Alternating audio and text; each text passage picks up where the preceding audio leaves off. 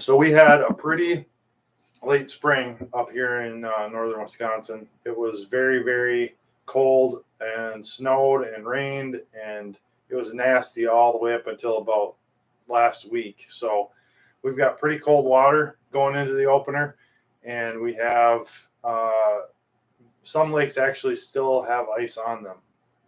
So we're going to be dealing with water temps in the 30s and 40s. So I was just out on a big lake this afternoon in the area, and there was about 41-degree surface temps on the downwind side of the lake. So north of here, you're looking at 30s. I talked to a guy today who was in a Hayward area lake, and he had like upper 30s. South of here, an hour or so, you're probably looking at 50s potentially. There's that big of a temperature break. So it's going to be cold everywhere, but really cold north. I heard there's ice still on several lakes north of Hayward, so especially the bigger ones. Not all over the lake, but in certain areas. So they'll be fishable and the landings are open, but they're going to be real chilly. So I'm actually going to be fishing south of here to try and get on a little bit warmer water. And so that said, I'm going to kind of split up my forecast into two different parts, I guess. One will be a little bit more for the southern zone of northern Wisconsin, and the other part will be kind of a little bit north. So yeah, Chetek, we're probably looking at pushing 50 this weekend. So I'm going to be down in that area on opener and not going north this year. So anyway, let's start with walleyes. That's the one everybody's interested in, of course, the most. I know for a fact walleyes have started to spawn in the northern lakes. They're basically completing the spawn in Spooner, Hayward area, and south of here they've been post spawn for a little while. So we're going to be dealing with fish in all different parts of the spawn on opening weekend, depending on where you are in the state. So pre-spawn walleyes, there won't be too many pre-spawn walleyes, probably in the spawn or so, right at the kind of peak of the spawn. You might hit some north of us, and those fish can be tough to catch, but in the evening they're pretty easy to get when they come up shallow, and if you can get on them, it can be pretty good. But it's really tough during the day, especially in clear lakes. But a jig and a minnow, obviously, this time of year for walleyes is going to be the ticket. At night, I'll fish a jig and minnow too, but I'll mainly fish a jig and minnow when I'm fishing during the daytime, and I'll switch to like a stick bait or a paddle tail at night. So just gives a little more vibration, a little more thump, and flash, and they're easier to track, and they're not quite as suspicious in the dark either. So that's when I tend to go more artificial, faster moving baits. But I'm still not going to fish them very fast in this cold water. Stick baits, I'm going to twitch pause real slow, just like you're fishing smallies.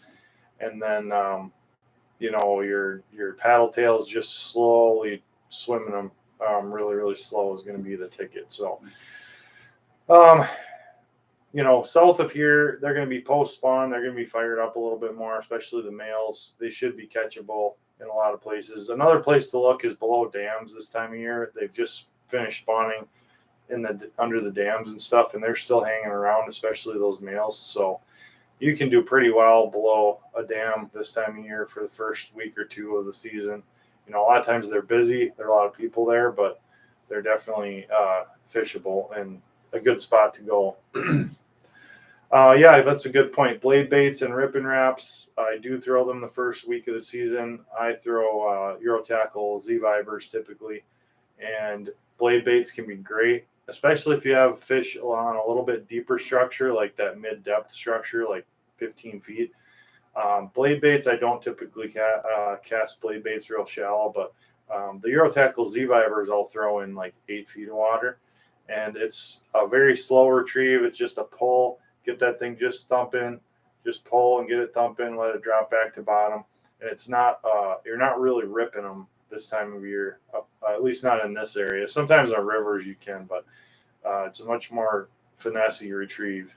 You'll spook walleyes if you start ripping it in 6 feet of water. And So that's kind of the walleye game, I guess. Minnows are the kind of the key. Like leeches and crawlers don't typically work as well this early. You're looking at minnows, and I use pretty big minnows sometimes, even under a slip float for early walleyes, because they're not used to seeing really, really small bait.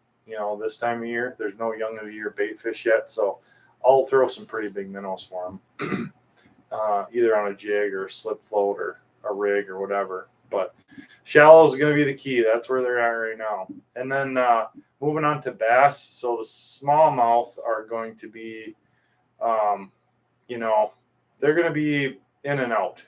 Probably in the mornings, I'm guessing with the cooler water temps, they're going to be not on the structure, especially in the northern parts of the area.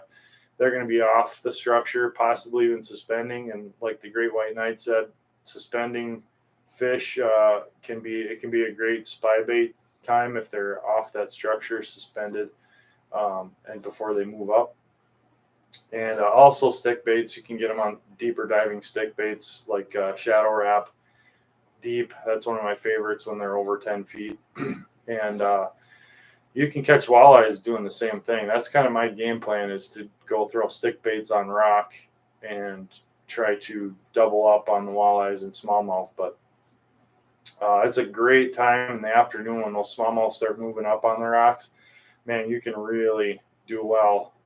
Just slow twitching that stick bait, and long pauses, twitch, long pause, wait, and then on the next twitch, bam, a lot of times you'll hook one. So that's a good technique.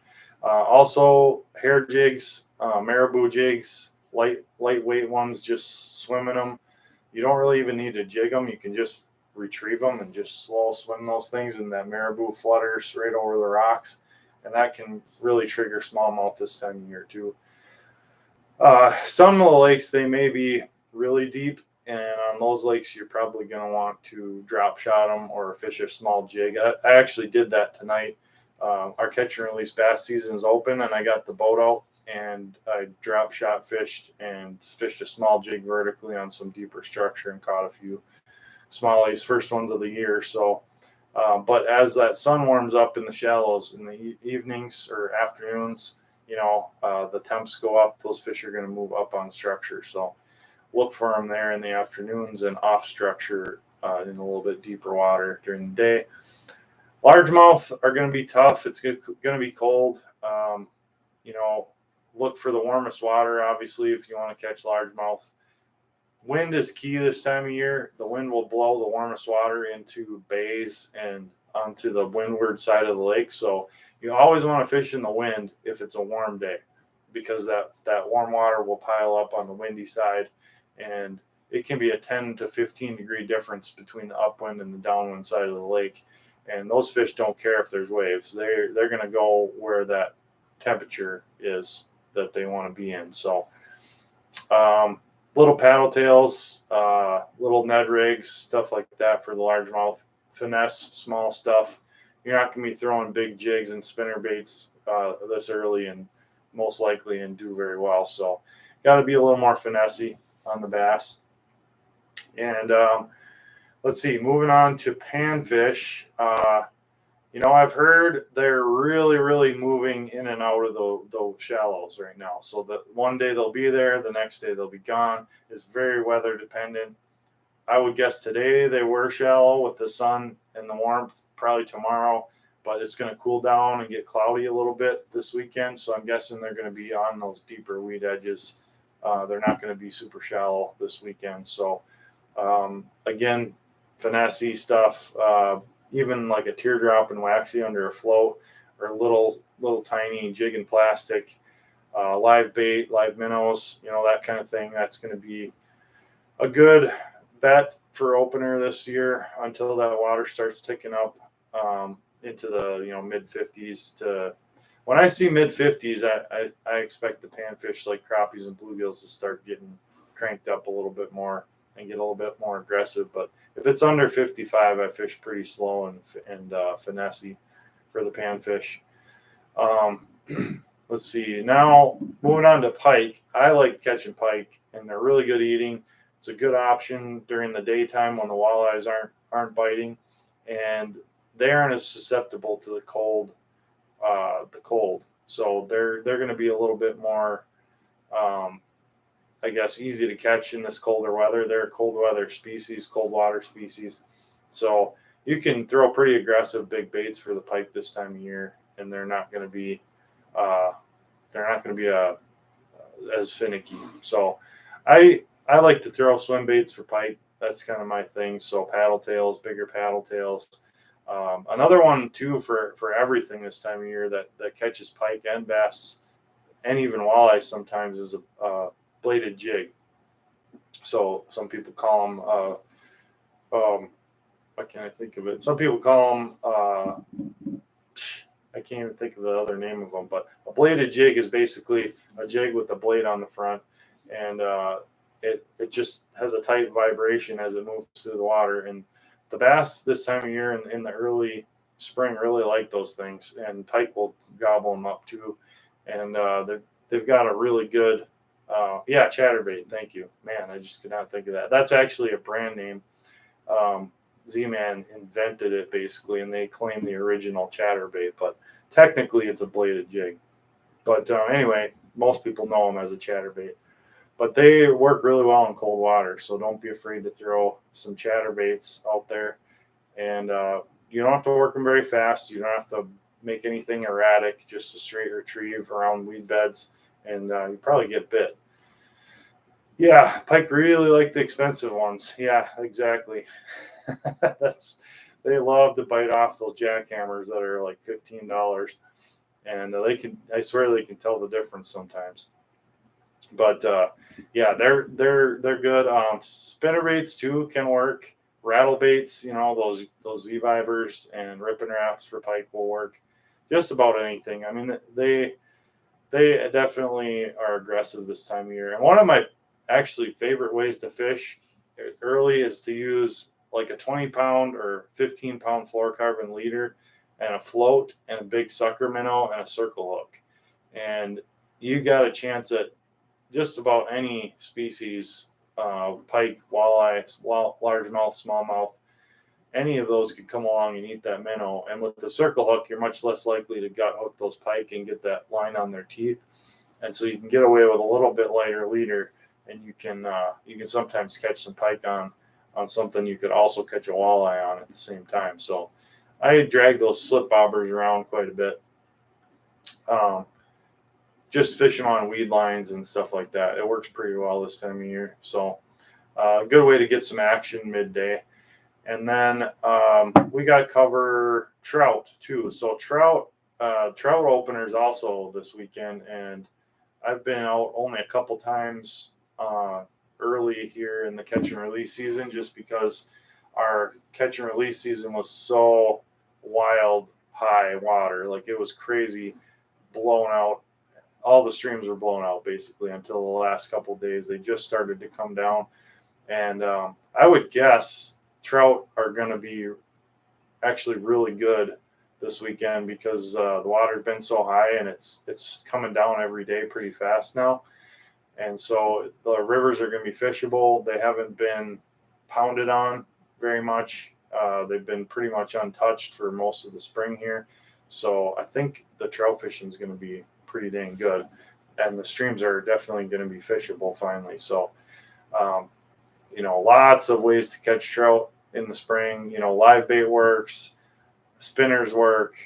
My personal favorite is little jigs and little paddle tails, like those little 2-inch or 1.5-inch B vibes that I use. I catch all kinds of trout on those. And also another good one for me is those little Z spenders, those little 2-inch stick baits. In fact, I just caught when I did get out, I caught a 22-inch inland brown on one of those a couple days ago on Monday, actually. It was a dandy, really, really nice. Almost beat my PV brown. And that was just basically letting it swing across a main current in a hole. And then as soon as it hit my side on the slack, basically in that seam, I gave it a couple twitches and bam, there he was. So very, very nice trout. I was pretty stoked. And hopefully you guys who are trout fishing can get on a few. I think it'll be really good. We had quite a lot of streams that got blown out. So some of them may have changed. How did I know it was an inland trout? Because the river I caught it in does not flow into any of the Great Lakes. So it was, yes, that was the trout I posted. That was not a lake grown trout. It was an inland brown and one of my biggest ever. So, yeah, that stream does not flow to the Great Lakes. So it's landlocked 100%. But it did look like a lake run fish. It looked very silvery. So I mean, I wouldn't be surprised to catch a fish like that looked like that was lake run, but it definitely was not, unless somebody caught it and moved it. So, yeah. Also, for you guys who are steelhead fishermen, I think the rule is going to come down quite a bit here in the next week, and that's been almost unfishable almost the whole spring. And it's still cold, and there will still be steelhead in there for a couple weeks yet. So if your heart is hankering for steelhead, it's definitely doable. Also, the North Shore rivers are pretty loaded from what I've heard, and there's a lot of guys fishing up there right now on the North Shore streams. And it's just starting down between like Duluth and Castle Danger, like Two Harbors, Silver Creek, that area, and it'll just keep getting better as you go up the shore, and that bite just kind of migrates north all the way up past Grand Marais. So if you can get on the steelhead up there, it can be very, very good. You can't keep any really. They're at this point, they're all pretty much catch and release, but if you get on them, you can have a really good day up there. And it's kind of cool place, very unique area to fish steelhead. So we got that going on. Number 5 husky jerk for trout. Yep, that's a good one. That's very similar to what I'm throwing on that little stick bait. So that's pretty much the forecast, I guess. Overall, it's going to be cold. Water's cold, late spring. Go lightweight on your stuff. Kind of use that finesse approach, I think, and slow moving baits. And I think you're going to have more luck doing that than anything else for most species. However, I do think the fishing is going to be good. I think the fishing is going to be really good. Those fish haven't been touched all winter for the most part around here because nobody ice fished. It was just a brutal winter and it was hard to get around. So they're not pressured very much at all. The weather this spring has kept people off the lakes. I mean, it should be one of the best openers that we've ever had, I would guess. So with these warm temps coming in, I think the fish are going to be cranking. So I'm pretty stoked. And like I said, my plan is to go start trying a combo bite for smallmouth and walleyes on stick baits. And we're going to try and weed out some walleyes early in the morning up shallow, and then hopefully the smallmouth join them in the afternoon and we can get on a multi-species bite. But I'm going to keep the sonar in too, and if I see something interesting, we'll fish it. That's just kind of how I like to fish when I'm fishing for fun. If I'm not targeting one species, I really like to just basically see what comes along and take every opportunity I get, whether it's at panfish or walleyes or, bass or whatever happens to be. So we're going to definitely do that on opener and just kind of take our time and pick things apart. I just got my live scope going tonight for the first time, and that is going to be an absolute crazy piece of equipment. I can tell already. Like I was video game fishing smallmouth in 32 feet of water today, and they were suspended over the tops of these cribs, and you could watch them come up, and I knew exactly when they were going to hit. Like it was just like fishing with a Vexilar in the wintertime, and I could see it was pretty impressive. Like I gotta say, it's gonna be. I hate to use the word game changer because I think it's overused, but I think you guys all know if you have live scope, it actually is a game changer, especially for that kind of fishing where you're target fishing and fishing fish that you can see individually. That's how I like to fish. That's how I prefer to fish. I've been doing it on sonar, 2D sonar for a long time. And this is just going to make it 10 times better. So I'm super stoked for that this season and learning how to use that.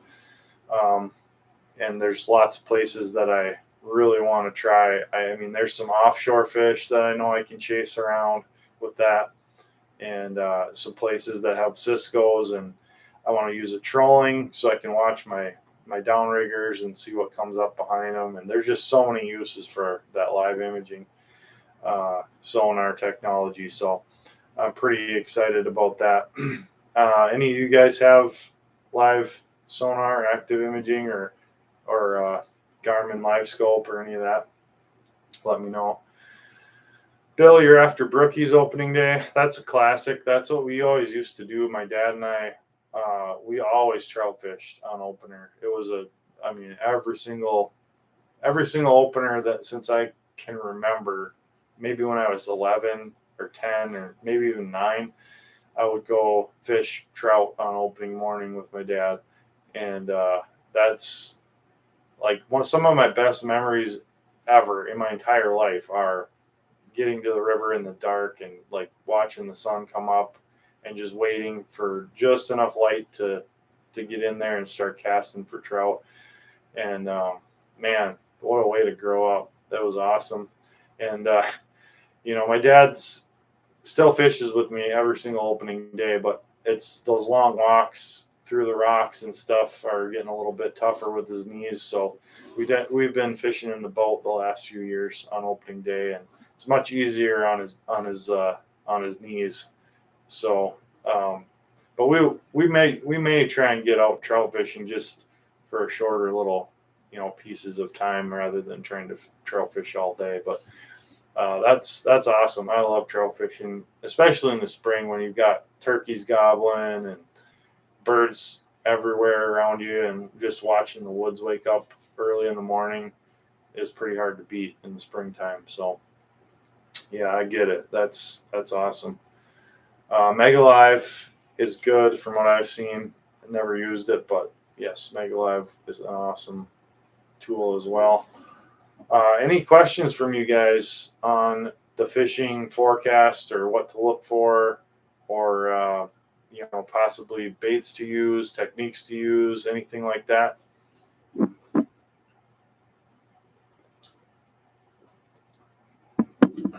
Bill says, if I stay up late enough, maybe cast for walleyes at midnight. Love being on the stream. Yeah, actually, that is something I might do too, because I do know there's going to be a pile of walleyes below some of the rivers, below some of the dams. And I very well may do the same thing, because I'm pretty sure I can crack a limit of walleyes pretty quick at a couple spots, and I might be able to get my 3 walleyes and be in bed by 2 o'clock. Who knows? I'm just so ready to go. It's hard not to get up super early and do that. So I might do the same thing. Anything else? Any other questions you guys have or comments on any of that? Be interested to hear your perspective. Where are you guys fishing on opening day? Are you guys, any of you getting out? Besides Bill, I know he's going trout fishing. Next weekend's Minnesota opener, so that's happening soon too. Can't wait to set the hook on a fish that actually bends the rod. Yeah, amen. I agree. It was nice to catch a couple of smallies today. I'll tell you that. Feel that thump and feel something fight a little. They weren't huge ones, but definitely felt good. Definitely felt good. Felt good to just get that boat out, man. And I just tool around the lake for a little while, just feeling the wind on my face, and it was awesome. I gotta say, it's been a long winter, man. Have I tried targeting walleyes in deeper water before they move up shallow? Usually we don't get the chance to, because usually the spawn is what brings them shallow, and hardly ever are they still spawning or pre-spawn by the time our season opens. You know, like on this year, I know for a fact because I have some friends who work in the fisheries department at the DNR. They basically spawned all their walleyes within a week of ice out, and they had all the eggs they needed for the hatchery in the first night that they netted. So they basically went from deep to spawning shallow in a week. So there isn't a whole lot of opportunity to get them deep. Now I did catch one tonight in 30 feet, fishing for those smallmouth. It wasn't a big one, but there is some still out there in that deeper water. But I don't typically target them out deep because there's so many fish shallow that are a little bit more accessible. Rick says he's going to get out next year for sure. That's awesome. I know he's been out for a couple, but next year, hopefully. Yeah, so that's a good question, though. In the late summer, I definitely target them deep, but typically not in the spring just because they're just not there in any numbers. They may move between deep water and shallow water, but they're not going to be hanging in deep water most of the time, in my experience anyway, at least not in the northern Wisconsin lakes that I'm fishing. Now the smallmouth, depending on the weather, they may be deep for a while still, you know, on some of those deeper cribs and stuff like that. They may be out there in that deeper water for another 2 or 3 weeks even, off and on. So I don't hesitate to fish smallmouth deep this time of year. Or largemouth for that matter. I've gotten on some pretty good bass in early spring, cold weather, on some just, you know, they just get stacked in some deeper spots this time of year. So that's definitely a possibility too. You might find a big school of largemouth out deep and pound on those for a while. Water temps today, I had 41 degrees surface temp on the lake I was on. And that was Spooner Hayward area lake, that latitude. And, you know, it was a bigger lake. So I'd say the smaller lakes, you know, you might be pushing mid 40s to even 50 on some of those wind-blown shorelines right now in this area. But, you know, I know lakes north of here still have ice cover on parts of them, and they're going to be in the 30s. And you know, south of here an hour or so, you may run into 50s, you know, mid 50s after this little warm stretch. So that's kind of where we're sitting for water temps. Have I been to Lake Oahe? No, I have not. I've certainly heard a lot about it, but I've never been out there. I'd love to try it sometime. Looks like an awesome system.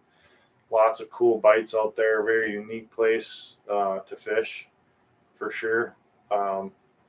Reservoir fishing is very different than what we do here. You know, we're fishing natural lakes for the most part, and very few around here have big fluctuating water levels like they do at Oahe. And, you know, out there you're fishing a lot of vertical fishing and deep water and treetops, and it looks pretty cool. I mean, it'd be a completely different deal than here. And I know they've got big walleyes in Oahe. Like, you know, upper 20s are pretty like average size out there, which is awesome. But no, I haven't been there yet. There's a lot of places in the Dakotas I'd really like to get to. I mean, I've actually never fished Devil's Lake, believe it or not, and I know that's a destination that a lot of guys love to go to for walleyes. I'd love to fish Montana, Fort Peck. I'd love to fish Sakakawea sometime. Some of the South Dakota pothole area lakes, you know, Webster area. There's so many places out there that would be fun, and it's just really hard to get out there. It's hard to go anywhere when you got little kids and a job and all that. So I tend to fish close to home every weekend rather than, you know, taking weekend trips every month or every couple months and, you know, working the rest of the weekends. I have to fish every week, so I tend to fish locally just so I can do that and make it work, because I haven't missed a single weekend of fishing in 200 and it's getting close to like 210 weeks straight that I've fished, and I don't really want to break that streak just so I can go on a trip, if you guys understand. So I feel like if I went on, like a week trip or whatever, I'd have to make up some time with the family and stuff on other weekends, and it'd be tough. Oh yeah, still married. Yep, I've been married almost 15 years. Our 15th year anniversary is coming up here in the end of May. So that's just crazy to think of that. It's been 15 years already, but yeah, we've got 2 kids, and we were pretty fortunate to find each other really early in life in high school and never dated anybody else. And we made it work, and she is definitely very patient with my fishing for sure. She's very understanding, but it's been a blessing for sure to have that family life, fishing life balance like that. I know it's hard to come by. I know a lot of guys don't have that, so pretty stoked to be in that position. Is it always easy? Most definitely not, but we do make it work. So, and a lot of it is I just don't sleep a whole lot on weekends. I manage to do without sleep and fish instead sometimes. So, is Yellow Lake still a good fishery? Yes, Yellow Lake is a great fishery, and I would guess this year is going to be no different. It's a little bit darker water. It is a little bit shallower overall, so it's going to be good. I think it'll be, probably in the 40s, upper 40s, 50s there, and it's always good early. That lake's always a good early fishery for pike and walleyes, and should be a decent bass bite there too. Yeah, I think it'll be good. I wouldn't be surprised. If you guys have the chance, check out some of my latest YouTube videos, because there's a ton of stuff on there about early spring fishing, especially for walleyes, kind of some jig stuff, and my best techniques for walleyes in the early spring. So make sure you check those out. Bill says he's been with his wife since 1983. Yeah, that's awesome. I wasn't even born in 1983, so you got me beat. I was born in 1986, so yeah, check those out.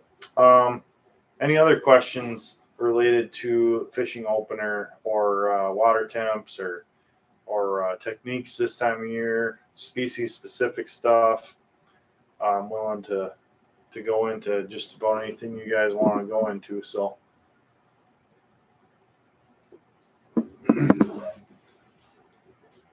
I'm excited for the water to warm up. My favorite time of year to fish is like June, early June. If I could take the month of June off, that would be the one month I think fishing gets magical that time of year. Is there an advantage of live bait? Oh yeah, definitely. There's a huge advantage to live bait this time of year. Slow moving presentations have to look realistic, or they're going to be scrutinized, especially in clear water. So the more realistic it looks, the better your chances are oftentimes in cold, clear water of getting bit. So certainly minnows are tough to beat this time of year. Now, when the water's 41, you try and use leeches, they're going to ball up on the hook probably, and they're not going to swim very well, and they're going to be so bait early in the year anyway. So I typically stay away from leeches. Sometimes crawlers work okay the early. It seems like night crawlers just kind of work any time of year, especially in current. If I'm fishing like a river, I'll drift crawlers sometimes this time of year. And even crawler spinner harnesses in some of the shallower, weedier lakes can be good this time of year early. Just slowly drifted with like a 1/4 ounce sinker, either drifted or slow trolled. I've had some pretty good luck actually doing that as well. But minnows are kind of where it's at. And I do have a video about how to hook minnows on a jig, like 5 different ways to hook a minnow on a jig. That's on my YouTube channel as well. That one's been getting a ton of views this spring. People just are interested in minnow fishing this time of year for walleyes. So So I was born the same year as your son. That's awesome. 86. Yep. It was a good time to grow up. I'll tell you what, the 90s were legit. Like it was a pretty awesome decade to grow up in, the 90s and early 2000s. Oh, thanks. I appreciate that you watched it. I'm glad that you had some uh, picked up some tips, I take it, and found some useful information in there. That's what I try and do on my channel. Like, I'm not interested in just showing you guys a bunch of fish getting caught. Like, I want to basically provide value every time I get on here and do a live, every time I do a YouTube video, every time I post on Instagram. I really want to add some kind of value that you guys can use to learn something, or to, just piggyback off of what I've learned or I've seen. That's kind of my goal with my channel and all the stuff that I do, is to try and help people learn more, because there's always more to learn. That's for sure. I think when you finally realize you'll never have it all figured out is when you finally actually do have it all figured out, because you'll never stop learning. Yeah, still safe growing up. Yeah, it was a good time. Good time to grow up, and things weren't quite as weird back then in the 90s and 2000s. I feel like things are getting pretty weird these days, for sure. I try not to talk about that stuff too much, but sometimes you just can't avoid it. It's everywhere you go. So that's why I like to fish. I like to get away from all that stuff, and there's a lot out there that you don't have to worry about, because there's nothing you can do about it anyway. And that's why we fish. Let it burn down. I'm going fishing. Dan Steele, how's it going? You been on any steelhead yet this spring, Dan? I haven't seen much pictures or anything from you lately. Heading to Shawinigan in June for smallmouth. Do you have a recommendation on line type, difference between mono and etc.? Yeah. So Shawinigan Bay in June, if it's early June, for sure you're gonna be pre-spawn smallies, I would say. And we had a really good crankbait bite on pre-spawn smallies up there a couple different years. And crankbaits and stick baits. Sometimes when I'm fishing crankbaits, I like to use fluorocarbon, straight fluorocarbon, just for the stretch, and it's a good crankbait line. Most of my other fishing, I'm fishing braid to fluoro leader. That's my go-to on 90% of my rods, unless I'm fishing crankbaits or something with really, really small hooks where I need the stretch. Crankbaits are pretty unique that way, but that's why I like braid to fluoro for all my jigs, all my stick bait fishing for the most part. Rigging, everything I do pretty much has a braid to fluorocarbon leader, and my fluorocarbon leaders are typically about 6 feet. Is kind of 6 to 8 feet, depends on what I'm doing, but that's typical in our clear water up here. I like to use about 6 to 10 foot leaders, and that works pretty well for me. So, and I use a FG knot. I do have a video on my YouTube channel about how to tie an FG knot. If you don't know how, if you learn how to tie an FG knot right, they break almost never before one of the two lines will break, and they're super, super strong, super thin. They go through the guides really well, and I definitely recommend learning to tie an FG knot and going braid to fluorocarbon on most of your rods, if you want to do things like I do them. I mean, that's how I do it, and I think a lot of other guys are in the same boat for the most part. Yeah, I will fish straight braid sometimes if I'm fishing really thick weeds. That's about the only time. So if I'm flipping or pitching jigs or frog fishing for largemouth, anywhere I'm fishing super heavy vegetation, then I'll go straight braid. But for the most part, even if I'm jig fishing for bass in like open water more or not real heavy cover, I'm still tying like a 20-pound fluoro leader on just for visibility. Yes, I do use a color. I use a colored braid for most of my fishing.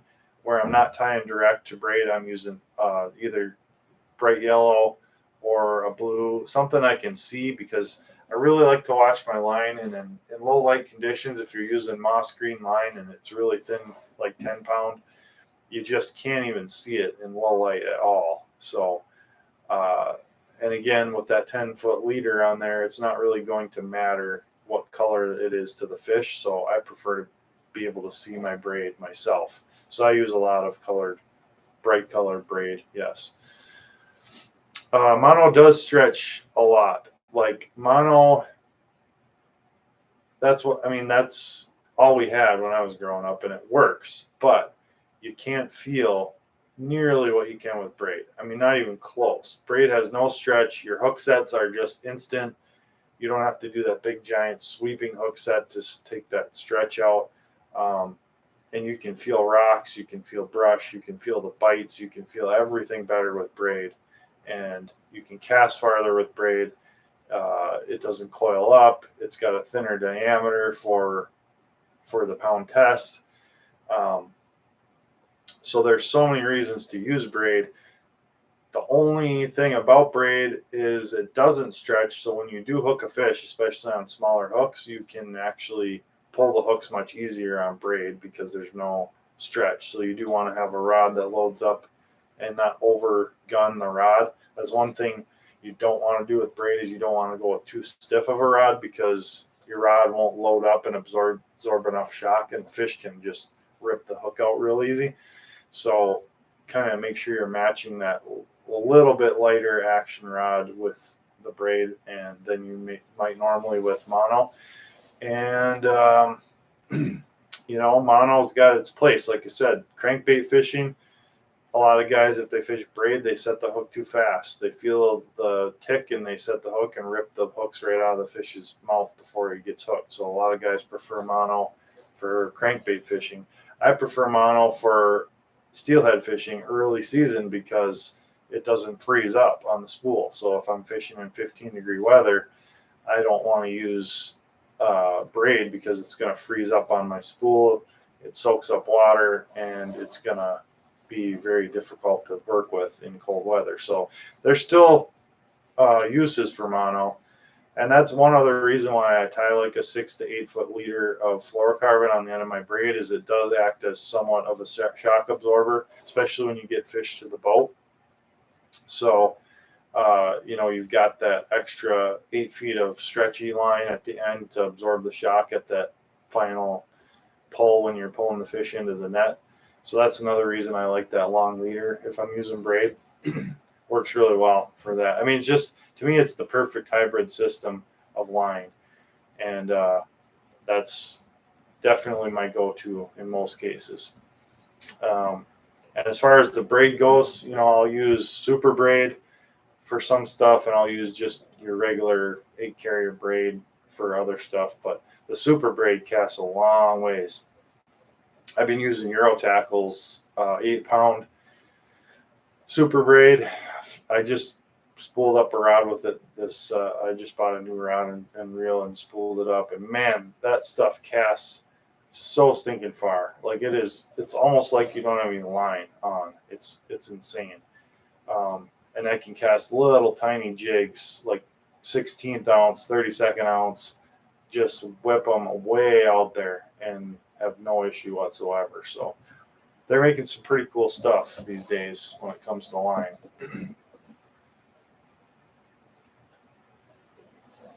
Looks like my computer's getting kind of low on battery and I don't have it plugged in, so we're probably going to wrap her up pretty quick here.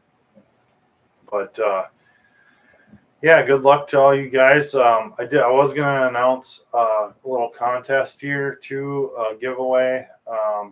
Going to definitely do that through my Instagram page, so keep an eye on that. And we'll be probably doing some kind of giveaway here over the the opening weekend of fishing season. So definitely stay tuned. Follow me if you don't already, and we'll be putting something out there.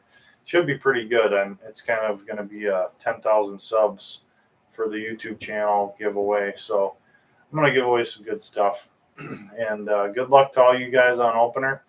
It'll be a fun opener. I think it's going to be really good. And feel free to message me if you got any questions on Instagram or Facebook or whatever. So we'll catch you later. You guys on YouTube, make sure you subscribe to the channel too, and check it out. Check out some videos, watch some stuff before opener, and get stoked. So we'll catch you later, guys. Have a good night and get hooked up.